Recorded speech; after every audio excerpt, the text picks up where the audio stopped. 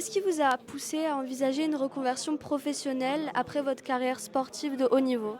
Bah déjà, tout simplement parce que, quand tu sais que tu commences, une carrière de sportif de haut niveau, tu sais que ça va se terminer. Donc moi, j'ai fait d'abord des études, avant de faire ma carrière. J'ai bénéficié de la Fondation de la Française des Jeux, où j'ai fait un DUT GEA, gestion des entreprises et de l'administration, une licence de finance et ensuite, petit à petit, quand tu sens que tu avances dans l'âge et que tu es moins performant, tu es forcément obligé d'envisager de faire autre chose. OK. Quelles sont les principales difficultés que vous avez rencontrées lors de cette transition? On a plusieurs. Il y a, le corps qui change, puisque quand tu es sportif de haut niveau, tu es très affûté, tu fais très attention à ce que tu manges, donc il y a le rapport au corps qui change, mais il y a aussi, la chimie. Tu plus les mêmes sensations qu'avant, plus d'adrénaline, plus d'endorphine, plus de dopamine et ça c'est un peu compliqué.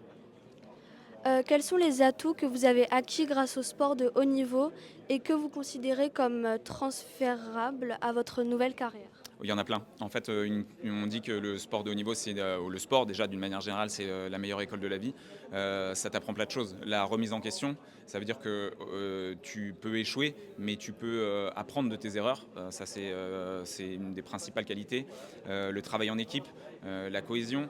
L'abnégation, de se rendre compte que tu peux faire des erreurs, mais que tu peux progresser de ces erreurs-là. Et je pense qu'un sportif de haut niveau, au-delà d'être un sportif, c'est un manager de sa personne, qui doit savoir communiquer, s'entourer des bonnes personnes. Donc il y a tous les atouts pour justement qu'une reconversion elle soit valorisée dans l'entreprise.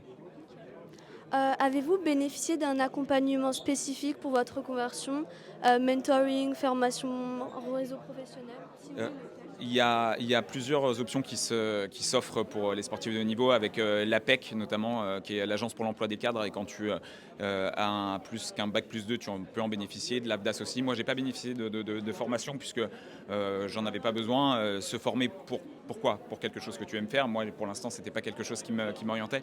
En revanche, j'ai bénéficié d'un accompagnement psychologique. Et ça, je pense que c'est essentiel.